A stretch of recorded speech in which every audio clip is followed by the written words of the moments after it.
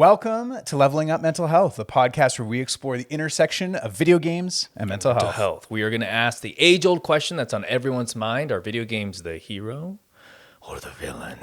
Dun, dun, dun, dun, dun, dun, dun. On today's inaugural episode. That can't means say it. First episode, we are going to be answering the personal question of how video games saved our friendship. Let's get right to it. Let's do it. Woo! Yeah! Friendship!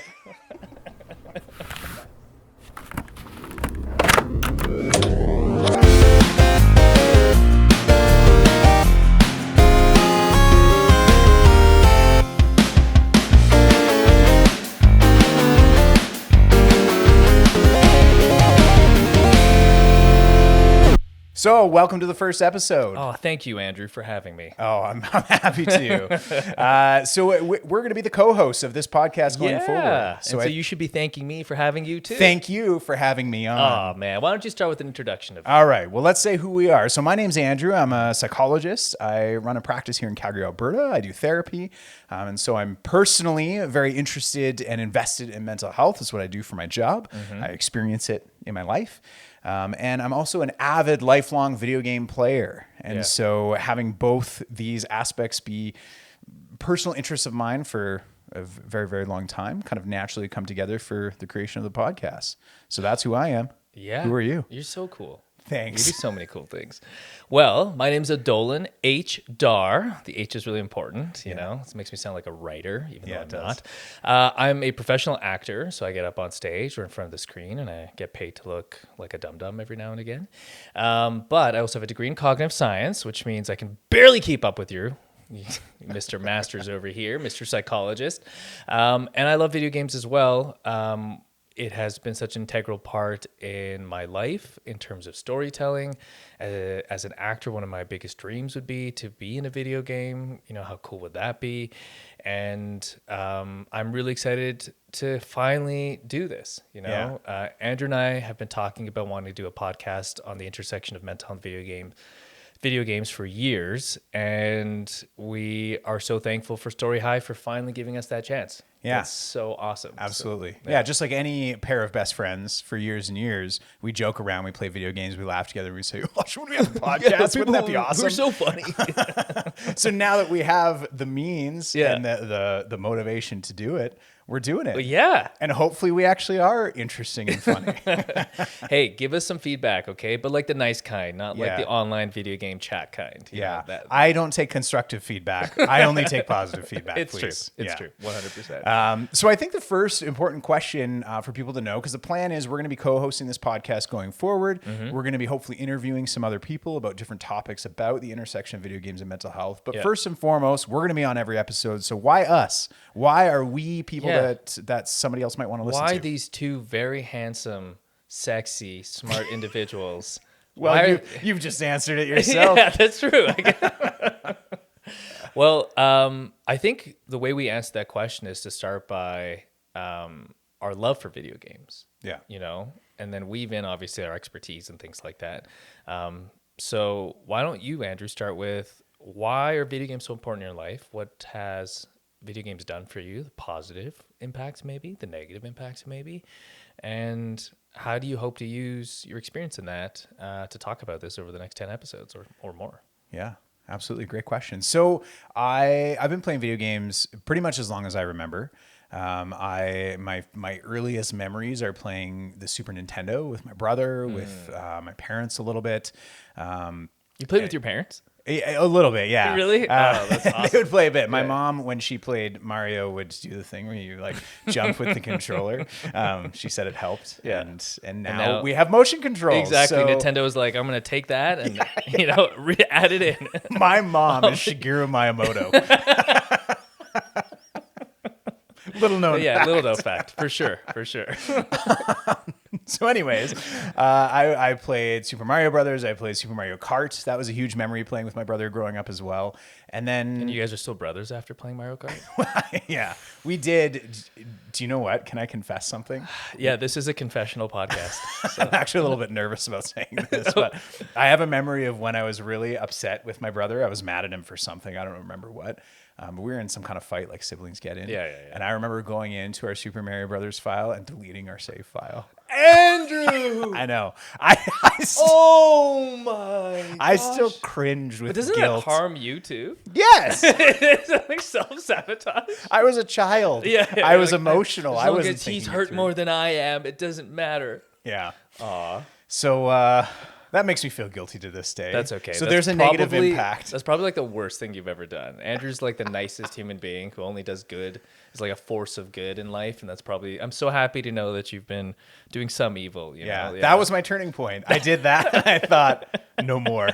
That was your could never that was do your bad. hero's journey. That was your turning point right there. Yeah. I've only done good since Yeah, then. Joseph Campbell wrote The Hero's Journey, and I'm pretty sure he put that moment. You know, you Yeah. have to do one evil, you have to make yourself and your brother suffer, and then you come out of the cave and you become a better person. That's Yeah. right. Yeah. There we go. Yep. So, needless to say, video games have remained a big part of my life. Even as life has gotten more busy, more responsibilities. I'm a parent now. My time for them is smaller than it was before. But I've just always loved video games. I think there's a lot of aspects that have had positive impacts on me. I think I'm always a big fan of story, of narrative. And so games like The Last of Us, one of my favorite games of all time. Oh, so good. Just a brilliant story, brilliantly told story that really pulls you into the emotions of it. And being able to, I think most people would talk about just experiencing a good narrative is enjoyable, but also going on that emotional arc with the characters. I think there's something positive in that for your mental health. It's a beneficial experience. And so that was a big part of video games. I think the mastery I can get from them, because I've beaten So good at them. all too. 3 Dark Souls, Elden Ring, Sekiro. Did you 100% complete the Dark Souls games? I don't actually remember. I look at your trophies. I don't think I've had look at your trophies. I don't think I have You the platinumed it. I don't think I have the platinum in any of them. You know what I have the platinum in? Bloodborne. Oh wow. Yeah. So that's pretty impressive. So cool. And the social aspect of video games. Yeah. I think just the memories of being able to play games together, share memories together, that the whole like life or level, passing the controller, playing Grand Theft Auto, and somebody who's going to get the higher stars. And then once you can't survive anymore, the next person gets to try.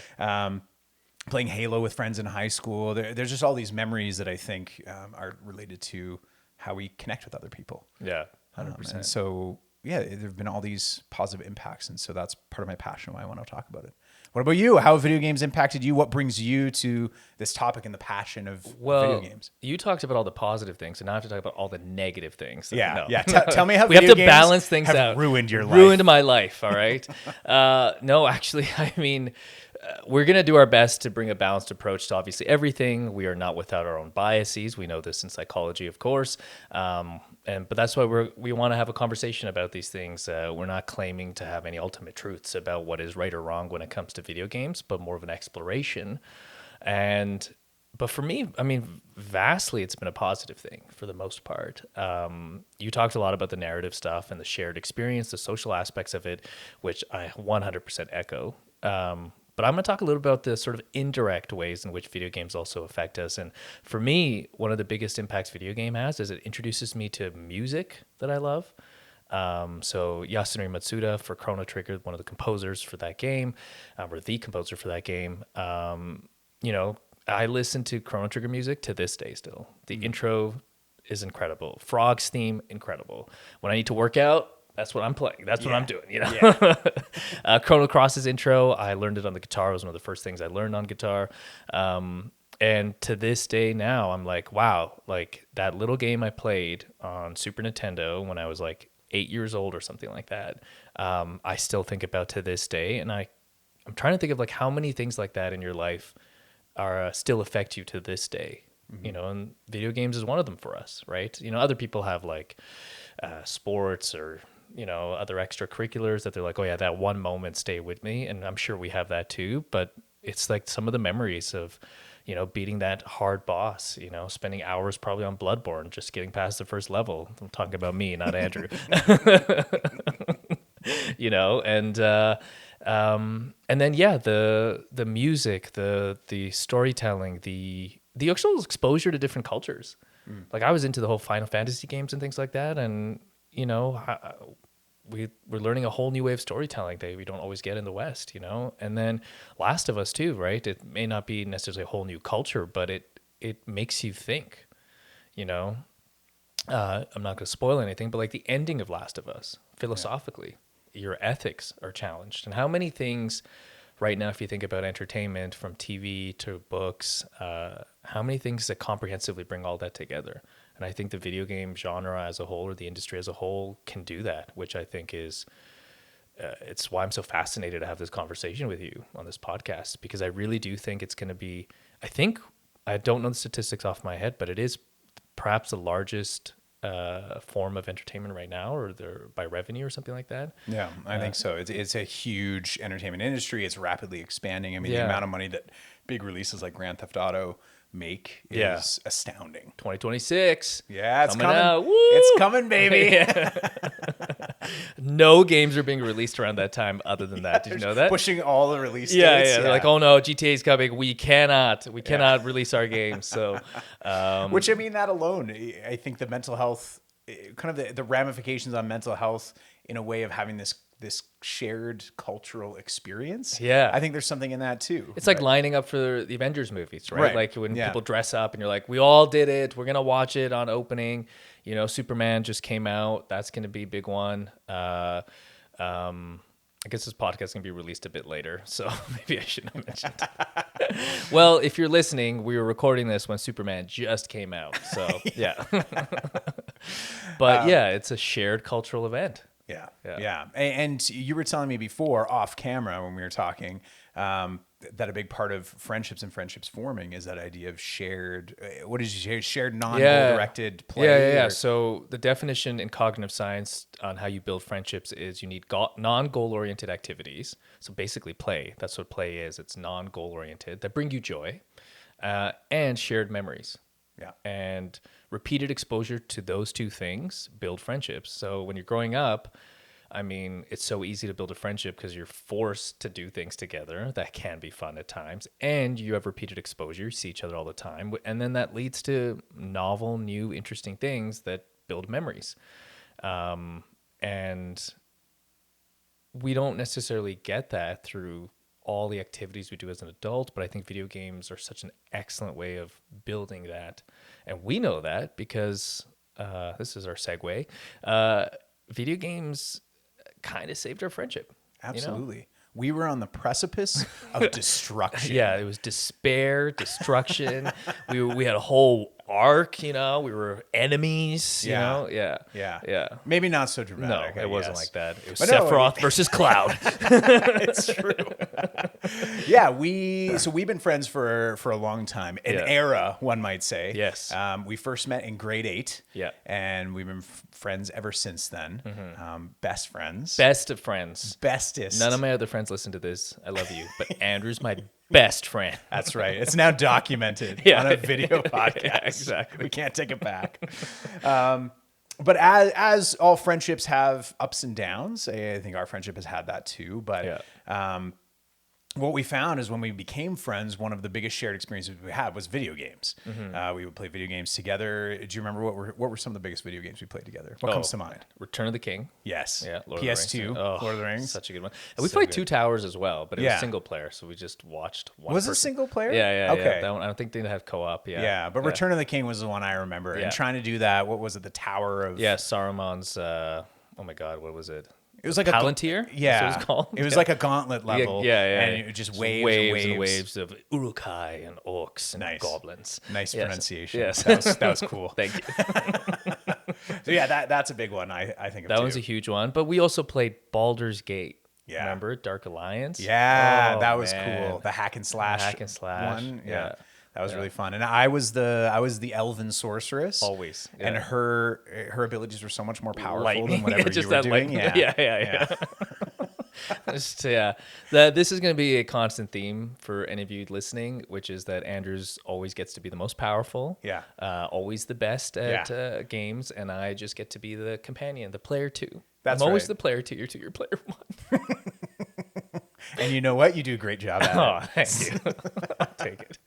So we played video games together. We built this friendship together, and we did other things together too. Nope, that's it. That's all we did. 100%. all I would go to your house at lunchtime. Yeah. Remember? Yeah. And play video games. And then we'd have 2 other friends or 3 other friends tag along. And we'd be like, you guys go do your own thing. We're going to play video games. Yeah. Yeah. Or you can watch us. You That's can watch cool us. too. That was the coolest. Yeah, we would do that even after we graduated high school. We would play video games together, but we ran some youth programs together. We lived together for a summer. Oh my gosh. Yeah. The That was Summer of awesome. Us. The Summer of Us. Yeah, brilliant. Yeah. But then you moved away. You went to Toronto. You I went did. to University of Toronto. Yeah. And that And distance. then the rift began. The rift began. The war. Not that we actually had The a 2 fight friends. or anything. No. But I think that it's the convenience of being close, right? Yes. Where when you're naturally around each other a lot, you spend a lot of time together, and that friendship naturally is maintained. Whereas when you're far away, it's harder to maintain that. You have to put more intentionality into it. And even if you do have a phone call, I think sometimes, and maybe people in long distance relationships can relate to this, you put a lot of pressure on those moments of connection because you feel like, well, this is our conversation. This is when we have to feel the friendship. Yeah. And it's tough because going back to the definition of shared memories, you experience things separately from each other, and then you come back and now you're recounting a tale. And recounting a tale of your time, or like listing off what has happened, is not as cementing as actually going through them together or being in the moment with each other. And so I think that was definitely a challenge when I lived for so long apart. And then we were both in university, which are some of your formative years, right? Like some of your strongest friendships will last through that. Some of your core memories, you're literally choosing your life path and at such a young age. And then you don't have your best friend beside you to help you through it. Oh, tough years. Tough years. Yeah. Tough times. No, it's true. It was kind of like this idea of we're living 2 parallel lives, and once in a while you update each other. You kind of give the cliff notes. Here's what I've been doing. Here's what I've been doing. But you're right. You're not having that shared journey together anymore. You're not in a party anymore. No. You're not in a party anymore. Yeah. Oh, nice reference. Yes. So what? Hey, I was gonna say, do you wanna talk about how we partied up for the first time? Nice. Huh? Yeah, Sick. that's good. That's good. Yeah, I'm happy with that one. but I'm the party leader. Yes, you are. So you can Okay. tell the story of how we met, how we became friends in the first place. Yeah, the origin story of Yeah, our yeah. friendship. Yeah. This is where we'd flash back. Yeah. So it was grade 8. That was when we met. And we were in a grade 8 class that was a shared class. So there was like 60 students, 14-year-old grade 8 60 students. Let me repeat that. 60 students, 2 teachers. Yeah. 60 14-year-olds, hormoned out. Just Yeah. what's Hormoned out. Hormoned out. Is that the word? That's a cool saying. I don't know if it is. You don't want to separate that word into 2 separate parts. Careful. Yeah. So we're in this giant grade 8 class, and there's probably a lot of unruly students. Yeah, unruly is such a psychology word. Like you can't say like just terrible, awful little kids. They're unruly. They're quite unruly. Well, I'm trying to be, respectful and correct. Yeah. But none were more unruly than you. Okay, well, relax. I was like maybe in the top 10 unruly kids. Okay, not top 1. Yeah. So we had this teacher who made a personal impact on both of us, but I think a lot of the students. But she was one of those that would pay attention to how people were doing, the dynamics between people, and make tweaks and adjustments. And she made a tweak to your life. She made a tweak and adjustment to my brain. Yeah. And I became a grade A student. First of all, she was an incredible person because she was diagnosed with a chronic illness at that time, where her vision was going slowly. And I don't know if you remember this, but we had to keep our seats permanently in one spot because she had memorized the layout. And we had these That's right. it was all on the outside really. So like lots of space in the middle for her to walk through. So there's 60 students, but all our tables were just kind of arranged in a row, attached together, and constantly just on the outside. And we had to keep it there. And I always I know it's a bit of an ironic joke at times, but perhaps, she was losing her vision, but gaining wisdom and seeing things in some other ways because she took me out of class. I was definitely unruly. I was getting suspended all the time, not doing well in school. And, we'll talk about the reasons for that and how that maybe connects to video games too, the journey, of perhaps trauma being transferred or being projected in not so healthy ways. But, you know, I didn't have necessarily the best upbringing, and I needed attention, tons and tons of attention, I guess. And, but she saw it and she gave it to me in a healthy way. So she took me out of class and she was like, look, I know you're better than this. And I think there's someone I think you get along really well with. And I don't know why she thought that. I don't know what she saw in me. But he would be a good influence on you. And she sat me beside one beautiful Andrew Nicholson. Beautiful Andrew Nicholson. You were tall, you were handsome. You Thank are you. handsome, not worried. Thank you.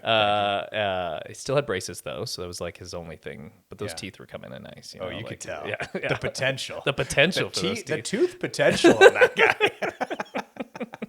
You can't handle the tooth. God, I can't believe I made that joke. That was dumb. It was dumb, but It's okay. I couldn't handle the tooth. He was so good looking. But yeah, you were such a good influence on my life that I went from like failing classes to getting good grades, barely keeping up with you, you know, but you know, getting there every now and again, getting a better grade than you, to joining the basketball team because you were on it. Yeah. You know, and I went from never having played basketball in grade 8 to what? What was I in grade 9?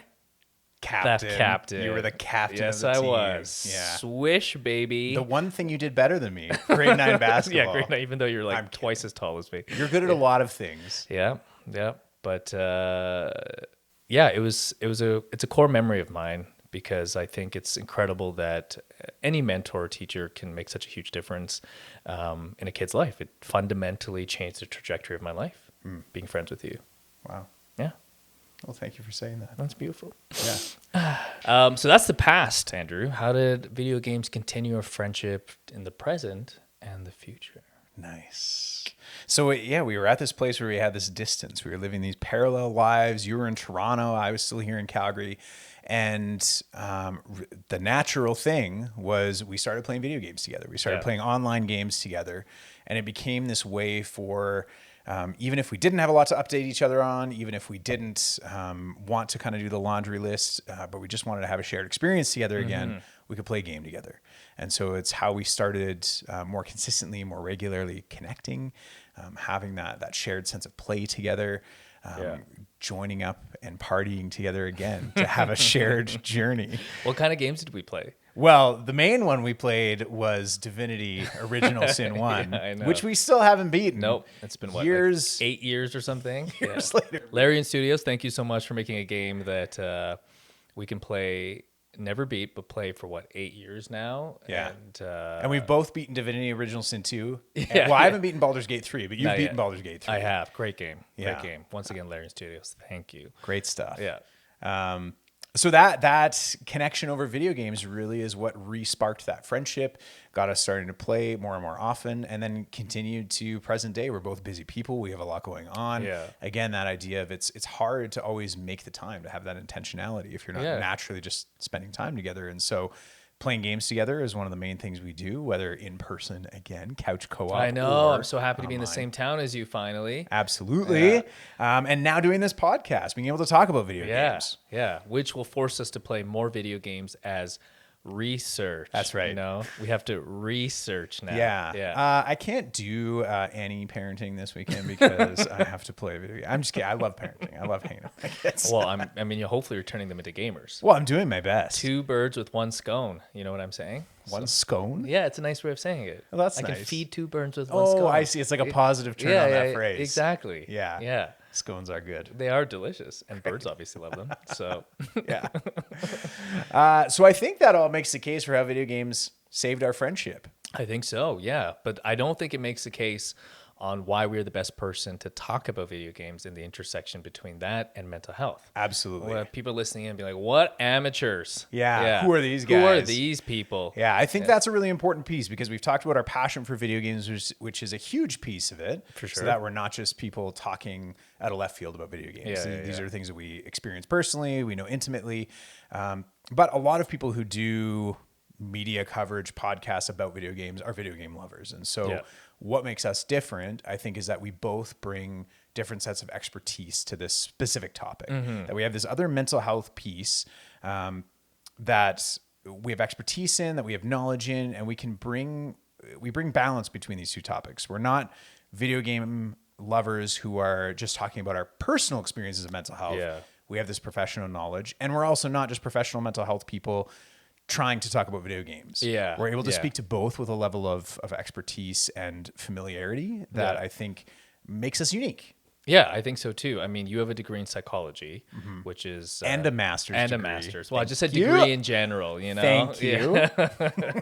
And your own practice, and you've worked in, with various different clinical and non-clinical populations for a long time.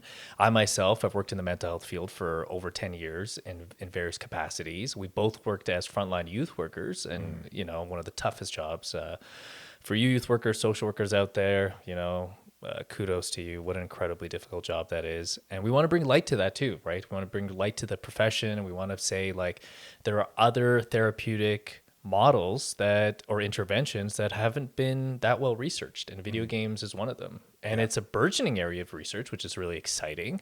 There's some really cool stuff coming out on, obviously, with the advent of technology, with VR tech, AI, all of that kind of stuff. We're going to see a transformation in the landscape for sure. Absolutely. Yeah, I think it's been really neat, even in prepping for this podcast and starting to look into the research. And our hope for future episodes is to interview people who are immersed in the research and doing the active research, and starting to look at what does science actually tells us about the effect. Because often there's these questions of, is video game addiction real? Is that an actual thing? Yeah. Parents are wondering that. Parents are wondering, are video games good or bad for my kids as they're playing them more and more? And it's more the kind of the chosen form of entertainment for kids growing And younger up. and younger. Yeah. Like we started by current standards later in life, but that was just because of the limitations of technology at that time. But now everyone's got a phone. Kids are being inundated with tablets. You know? That's just what I was thinking. I think about my own kids and how early they learned like how tablets worked and the swiping motions and how to find the little peekaboo barn game that they and it makes you wonder the UI, the UX and UI on that, like how they're like, is it designed for babies? Is that what it is? Because they can do it so quickly. Steve Jobs designed for babies. Like, this is for babies. You can fetch it pretty quickly. Swipe. Yeah.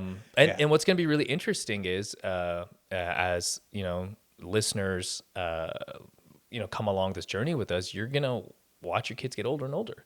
Yeah. You have this controlled environment to do a indirect study and observe how video games are impacting their lives, how you're going to navigate those questions. And we want this podcast to be for people of all ages, right? Like I'm hoping to give information to people who are on the younger age spectrum, who are interested in what video games is doing to you and your brain, but also to parents who are wondering what it's going to do for their kids.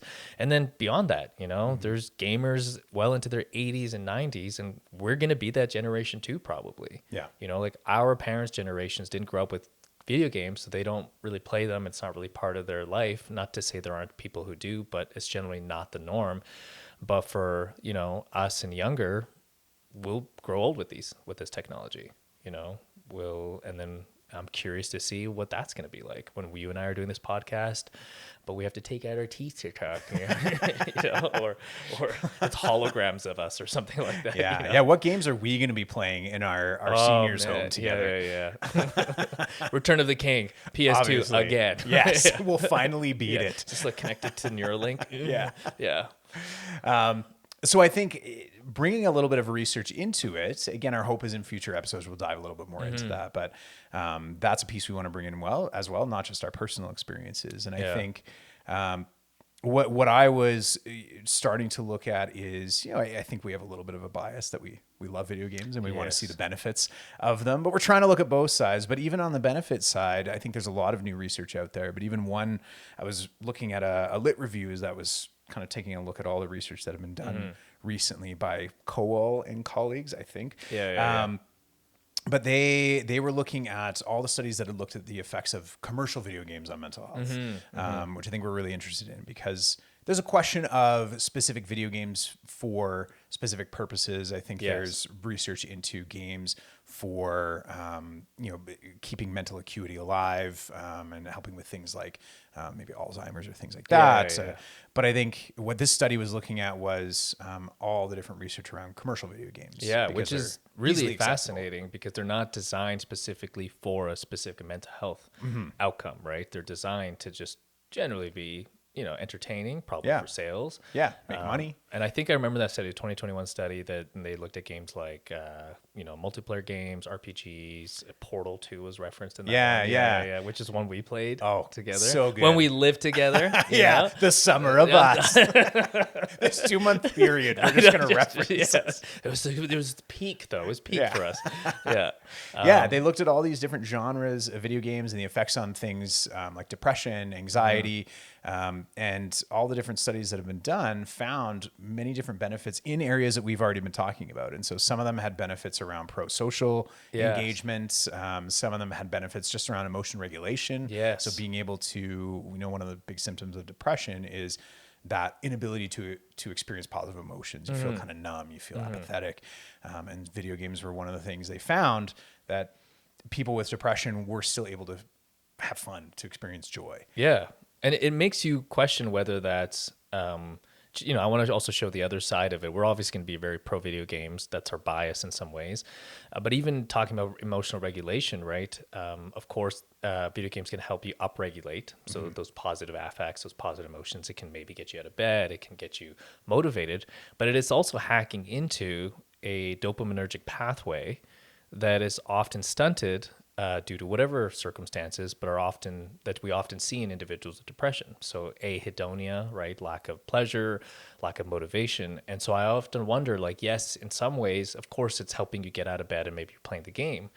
But in other ways, is it perhaps hacking into that pathway to the point where it's depleting those positive hormones, and we also see the other effect with too much video games can maybe even if we don't even use the word addiction, but can down-regulate your dopaminergic pathway. You don't have enough dopamine or motivation to other activities in your life. Yeah. And so, each of these lit reviews come with a caveat, right? Which is good researchers always say more research needs to be done in this area. Yeah. And I'd be curious to learn more about that.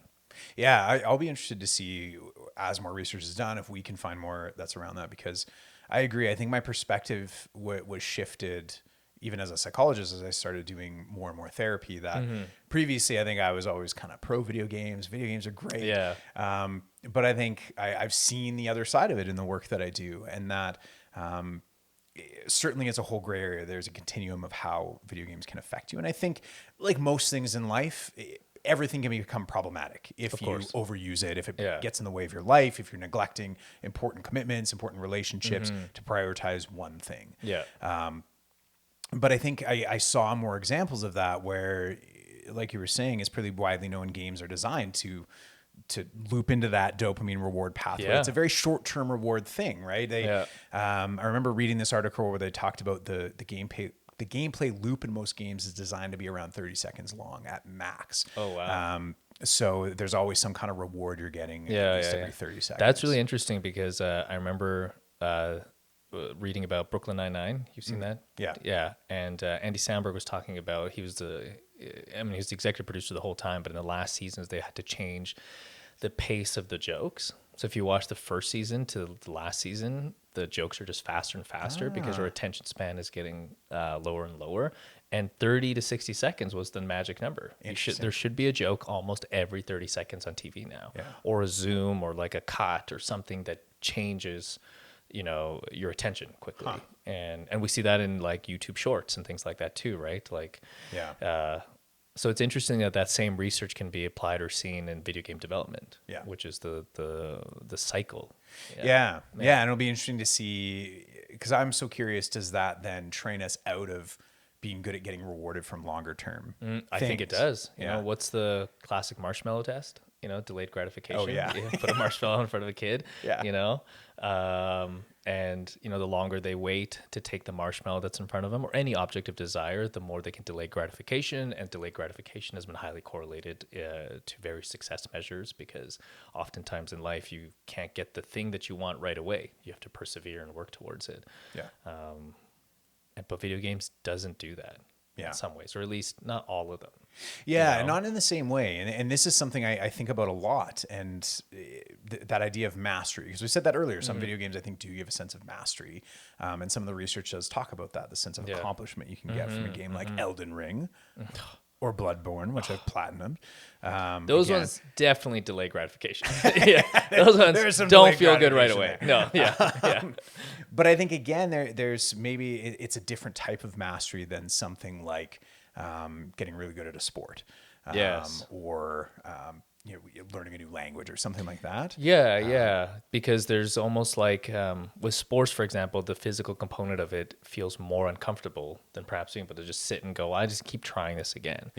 And with video games, one thing we should also look at is the recovery period between sessions, right? Like in sports, you got to play, you got to work out, but then you got to take a break, and then you get better at it. And we know from cognitive science on memory research, you need to take breaks from studying, you need to take naps, you need to go to bed for that information to consolidate and for you to create new novel connections between different brain areas.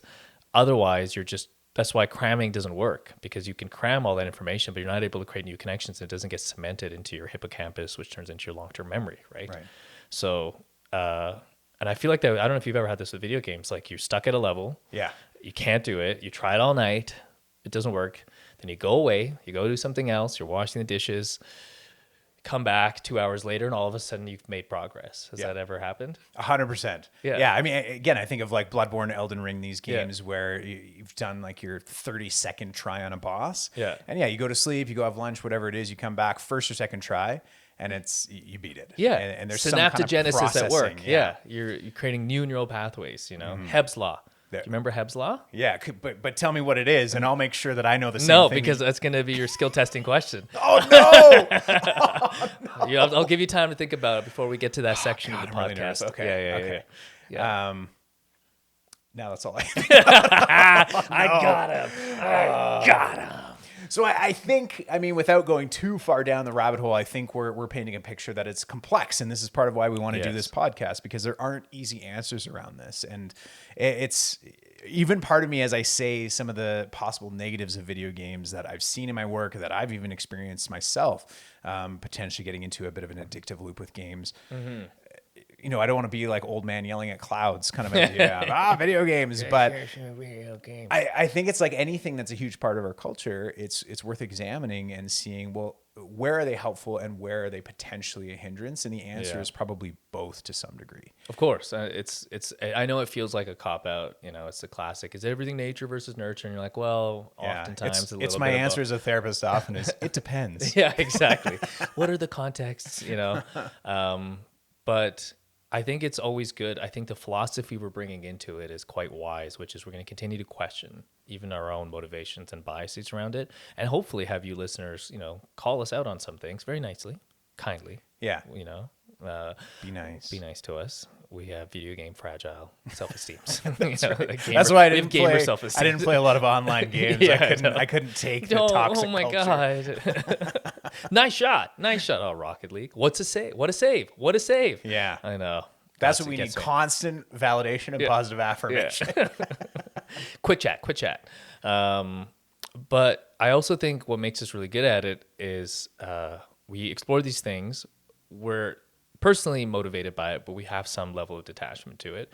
And mostly we're willing to do the research, right? As we bring on our guests, as we bring on experts, we're not here to just be like, this is what we know, so take it.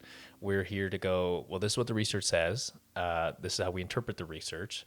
And then here's the good or bad, or here's the strengths behind it. Here's the strengths behind the methodology or the weaknesses and things like that I think we can explore, one, because we've had to read so many papers all the time, and two, make it more fun and interesting. Yeah. Because it's so dry all the time. Absolutely. And how do you make video games dry? Yeah. You write a scholarly paper on it. That's what you do. So we're here to bridge the gap. Yeah, exactly. Good for us. Yeah. It's a service to humanity. 100%. So what do you think? Do we shift into our final segment? Yeah, I guess so, eh? I feel like I can talk to you about this stuff forever, though. I know. I just want to keep doing it. Okay, so our final segment. Yeah. Dun, dun, dun. I'm trying not to come up with a copyright sound. Yeah, careful. Skill testing questions. Yeah. So how we want to, at least for the time being, maybe this will change, but our closing segment of each episode is we're going to ask each other a skill testing question, either about video games or about mental health. Yeah. To put each other on the spot, to surprise each other and embarrass each other in front of our hopefully big audience. Huge audience. Yeah. Huge. Okay. Do you want to go first since you've already teased what Well, mine no, is? because you've had time to think about it. I know. You have to give me I still don't know the answer, but okay, that's fine. You give me your questions, then I have time to think about it. Okay. And then we sit in silence for 5 minutes. Okay, are you ready for your skill testing I'm question? so nervous. Okay, Yeah. yours is about video games. Okay, oh my gosh. You might not get it because I didn't know the answer to this. I had to well, Google it. Great. I'm just letting you. You don't know it, I'm not going to I'm letting you feel better. Okay, appreciate if that. you don't know the Appreciate answer. that, yeah. Okay, so growing up, you were big into fighting games, Wow. right? I was. That's Yeah. it. I didn't even talk about that. Street Fighter. Street Mortal Fighter. Kombat. Yeah. One of the most popular fighting games being Street Fighter 2. Okay. Now, it is very well known that Street Fighter 2 has been released many times. How many versions of Street Fighter 2 has been released to date? So are we talking about like remastered versions for like upscale too for other consoles? 'Cause Yeah, it came out for Super Nintendo, and it was an arcade game first. So it was Street Fighter, and then it was Street Fighter Turbo. That's the second one. Oh my god! I'm already Alpha. impressed. Street Fighter Alpha. Which one was that? I don't That's actually the remember. third one, but Okay. and then after that, Street Fighter 4 for PS3. Okay, hold on though. Yeah. This is just how many versions of Street Fighter 2. Oh, okay. Yeah. So I think it was just Turbo. You're on it, yeah. 1, 2, and there's an arcade version of it. I'm gonna say, okay, I don't know the other two names. Because what else could I'm gonna say 5. Ooh, that's a good guess. My initial guess was also 5. Oh, we're the same, but we're also wrong. We're then, that also means. wrong. The answer is 7 versions, at least 7. from what I could find. 7 versions on different consoles. Cool. Yeah, That so makes sense. because you were on it, there was the original arcade Street Fighter Yeah. 2. There was Street Fighter 2 Turbo. Turbo, yeah. I think I don't have it up right now, but we could look it up. But there's then the console versions. Yeah. Which I don't know if that was Turbo or if that was a. Both. There Yeah. was like you could upgrade it. Yeah, and then there was like a console version that was Street Fighter 2 Ultimate Edition or something like that included extra things. And then you had there was also one that was called Hyper Fighter or something like that. I don't remember that at all. increased the speed of the game. Yeah. But I Yeah. thought that I did play that one. Yeah. The stars would go up to 5, I think. And then if you get the Hyper Fighter, you can put up the stars to 10, and it was just Right. like super fast. Yeah. I thought maybe that was Turbo, but I think it was its No, own thing. it wasn't Turbo. Yeah. It was Turbo let you do that up to 5, and then Yeah. it was this own thing. But I thought that was like a cheat code. You had to put in something to let you do it. So I think it was its own thing. Oh. And then there have been a couple. There was one released for Switch in Oh, like that makes sense. 2017. That makes sense, yeah. But that was its own version. It had Yeah. a different subtitle, so it kind of counted. Yeah. And there was something else in the early 2000s that was released at some point. So 7. 7 is the count I came across. Oh, nice. Yeah. Nice. Okay, my questions. Yes. Do you know what Hebb's law is? Of course. Yeah, of course you do. I'm a psychologist. Yeah. So how could I Yeah. not know what Hebb's law is? Do you need a hint? Well, okay, maybe. I have a guess, but I think it's wrong because it doesn't make sense with the context you were saying it in. Oh, Yeah. okay. There might be other Hebb's laws. I mean, he was Well, a I prolific don't know. scientist. Should I say what my guess is and then Yeah, you can yeah, give me a yeah, hint? yeah. So my initial thought when you said Hebb's law Yeah. is that idea that how do I say it? I feel like it has something to do with a curve. Okay. It's a graph. Yeah. like a standard, Yeah, like the a standard bell deviation. curve. Yeah, it's a you bell know what I curve. mean? Yeah. Not just a curve. Okay. But I'm also thinking, that idea of like when you know very little about something, and when you know a lot about something is when you're the least confident. But then when you learn like a moderate amount is when you're the most confident. Oh, right. Or something like The that. Dunning-Kruger effect. Oh, that's what I'm thinking of. Yeah. Oh no. Okay, give me. But a also hint. now you're making me question. Maybe No, I you got the know. wrong. You looked Okay, it I'll up tell to you me. this. It's a rhyming couplet. It's a law that you can rhyme together. that it stays in your memory. A rhyming Is couplet. it a couplet? I don't know. It rhymes. Okay. Yeah. The law rhymes. Okay. To help you memorize it. Right. That's what we learned in Psych 101. Oh, okay. Yeah. I'm just thinking it through here. Yeah. And it's so it's about synapses. Yeah. I don't want to say the other words because I might give it away. Yeah. a video game a day improves your neural pathway. Is that right? That's right. That's pretty good, right? That's pretty good. You can't put that on the spot. That whole time I was thinking, I was trying to think of a rhyme rather than thinking of what Heb's Law actually is. Oh, that was perfect. Video game a day creates A new neural pathway. A new neural pathway. Yeah. Yeah. Andrew's Law. Andrew's Law. Okay, what? Tell me what Heb's Okay. Law is. Now I'm questioning whether his name was Heb or if I'm pronounced right. Neurons that fire together. Wire together. I knew it. Yeah. Yeah. Neurons that fire together, wire together. So I was kind of right. The graph, the standard deviation. Yeah, absolutely. Your actual rhyming couplet was That was close. Yeah, That was closer than my yeah, initial yeah. guess. Yeah. Okay. So we should try to do the reverse next time. I'll come up with a mental health one. Okay. You come up I'll with come a up with the video video game one. Yeah. Got it. Nice. Yes. This All is so right. exciting. Well, thank you for joining me for the first episode. You'll be joining me for every episode. I know. Well, thank you for joining me, my co-host. Yeah. Wonderful. You did a great job. You did a fantastic job. Excellent. Well, we're excited to see what the next episodes have in store for us. We're excited to interview other guests and experts, Yep. while also continuing to talk to each other about this topic. Yeah, absolutely. Thank you so much for listening. Thank you again, Story Hive, and we'll see you next time. Bye-bye. Let's level up. Level up!